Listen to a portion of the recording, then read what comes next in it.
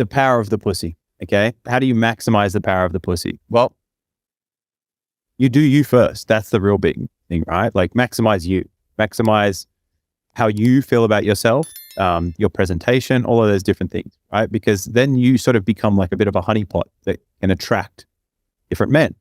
Now, the typical, scenario is you start getting some attention and you just go with, the first few. And then, maybe you sleep with them and you get in a relationship, et cetera, et cetera, et cetera. But that's a very small sample out of all the people. There's 8 billion people in the world. If you were to meet a person every single second, there is not enough years in your life to meet every single person on planet Earth. Even if, so 8 billion people, one person a second, the average human lifespan, actually you could, if you did one person a second, I'm pretty sure. There's about 37 billion seconds in an average person's lifespan, right?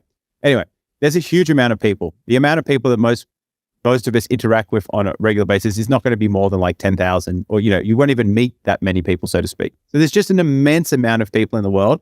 And to think that out of your small sample size, you've found global max is silly. Most people get caught in a trap of finding local max, right? The very, like the best of that little group. But when you zoom out, you're like, oh, that guy was the best there. But if I zoom out, he's actually like the lowest rung on this other scale because there's these people over here that are way better. Okay. So don't try and rush into this. Don't try and find the guy. Develop yourself. Entertain these things, go for dates, whatever, etc. Don't waste too much time with any of this, but utilize it to find the diamond in the rough, right? And help that person to become the best version of themselves. Help them to get out of their own way, right? And use the power of your pussy to do it, okay? Use it to get them out of their own way and help them to become more than what they are currently, to become greater than their current standing. And use it for yourself to become greater as well. Don't just sit back and just be like, oh, I'm just going to, use this guy to get all these things. No, you develop yourself as well. And I truly think that if we took that sort of approach, we're a little bit more selective on these things instead of just quickly giving it up, so to speak. It would be an entirely different world. It would be crazy to see. And there's many examples of women throughout history who have done this, who have they always say behind every man is a great woman.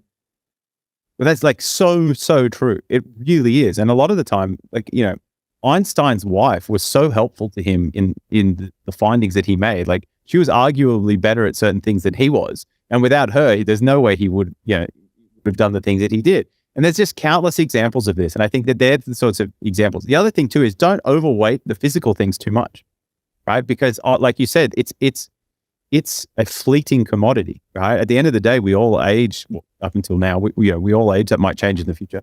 But we all age and we're all going to get older and die. And so why overweight those things so heavily when you could have a more holistic approach to it where it's, maybe not the most physical attractive specimen, but they're kind and caring and courageous and, good morals and all the rest of that kind of stuff.